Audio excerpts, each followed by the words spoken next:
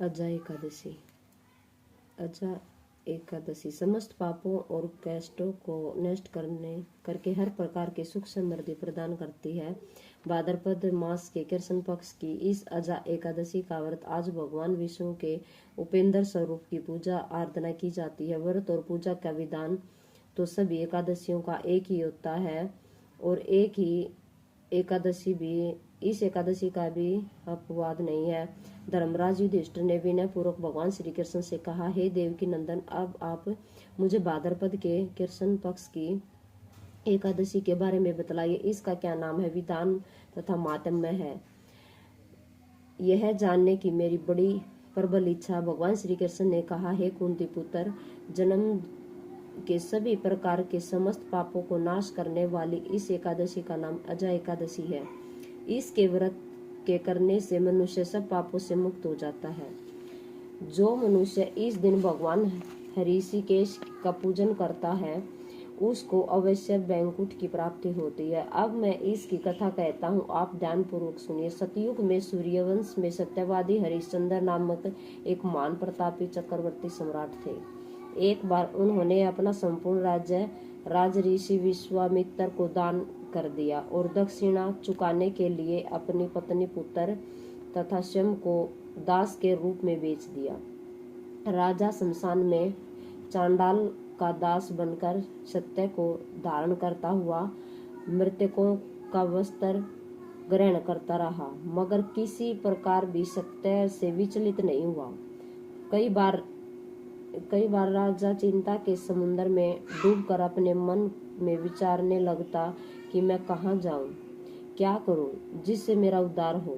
इस प्रकार राजा को कई वर्ष बीत गए। एक दिन राजा इसी चिंता में बैठा हुआ था कि गौतम ऋषि आ गए। राजा ने उनको प्रणाम किया और अपनी दुख भरी गाथा सुनाई। राजा की बातें सुनकर गौतम ऋषि ने कहा, हे राजन, आज से 7 रोज बाद भाद्रपद मास के कृष्ण पक्ष की अजा नाम की एकादशी आएगी। तुम विधि पूर्वक उसका व्रत करो। इस व्रत के पुण्य के प्रभाव से तुम्हारे समस्त पाप नष्ट हो जाएंगे। राजा ने गौतम ऋषि के कहे अनुसार एकादशी आने पर विधि पूर्वक व्रत किया व जागरण भी किया। उस व्रत के प्रभाव से राजा के समस्त पाप नष्ट हो गए। आकाश में बाजे बजने लगे और पुष्पों की वर्षा होने लगी। ब्रह्मा, विष्णु, शिव तथा इंद्रादि से कहा, वही मैं तुमसे कहता हूँ। नारद जी ने ब्रह्मा जी से पूछा था कि हे पितामह, श्रावण मास के कृष्ण पक्ष की एकादशी का क्या नाम है, क्या विधि है और उसका महात्म्य क्या है, यह जानने की मेरी बड़ी इच्छा है। कथा पूर्वक कुछ बतलाइए। भगवान श्री कृष्ण ने कहा, हे राजन, ब्रह्मा जी ने नारद जी को कुछ बतलाया, वह मैं तुमको कहता हूँ। ब्रह्मा जी ने कहा था, हे देव ऋषि नारद, लोक कल्याण की भावना से तुमने बहुत ही अच्छा प्रश्न किया है। अब मैं जो पावन कथा आपसे कहता हूँ उसे सचेत होकर सुनो। श्रावण मास के कृष्ण पक्ष की इस एकादशी का नाम कामिका और दूसरा पवित्रा है। इस एकादशी की कथा सुनने मात्र से वाजपेयी यज्ञ का फल मिलता है। इस दिन शंख, चक्र, गदा, पद्मधारी भगवान विष्णु का पूजन होता है। इनके श्रीधर, हरि, विष्णु, माधव, मधुसूदन आदि अनेक नाम हैं। उनकी पूजा का फल सुनो। गंगा, काशी, नैमिषारण्य, पुष्कर और सूर्य व चंद्र ग्रहण पर कुरुक्षेत्र में स्नान करने से, समुद्र और वन सहित पृथ्वी का दान देने से, सिंह राशि में के बृहस्पति में, गोदावरी और गंडकी नदी में स्नान करने से भी फल प्राप्त नहीं होता, वह विष्णु भगवान के पूजन से मिल जाता है।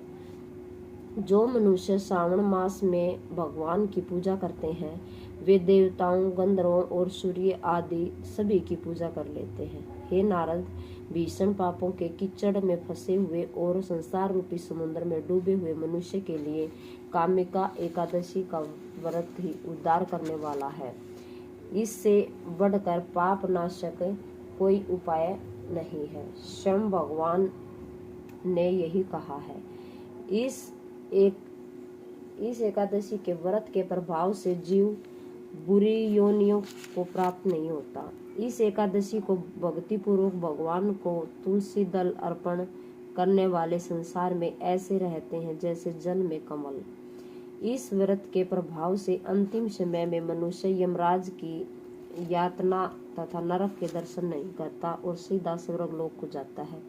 विष्णु भगवान रतन मोती मणि तथा आभूषण आदि से उतने प्रसन्न नहीं होते जितने तुलसी दल से। तुलसी दल अर्पण करने का फल 4 बार चांदी और श्रवण दान के बराबर है। ब्रह्मा जी ने आगे कहा, भगवान की अति प्रिय तुलसी को मैं भी सदैव नमस्कार करता हूँ। तुलसी के वृक्ष को सींचने से संपूर्ण यातनाएं, दर्शन मात्र से समस्त पाप और स्पर्श से मनुष्य पवित्र हो जाता है। जो मनुष्य भगवान के चरणों में तुलसी अर्पित करता है वह मुक्त हो जाता है। कामिका एकादशी की रात्रि को दीपदान तथा जागरण के महात्म्य का वर्णन चित्रगुप्त भी नहीं कर सकते। जो मनुष्य इस एकादशी की रात्रि को भगवान के मंदिर में दीप जलाते हैं उनके पितर स्वर्गलोक में सुधापान करते हैं। जो गौशाला में घी या तिल के तेल का दीपक जलाते हैं वे 100 करोड़ दीपक युक्त होकर सूर्यलोक को जाते हैं। अंत में ब्रह्मा जी ने कहा, ब्रह्म हत्या तथा भ्रूण हत्या आदि पापों को नष्ट करने वाली इस कामिका एकादशी का व्रत मनुष्य को यत्न पूर्वक अवश्य करना चाहिए।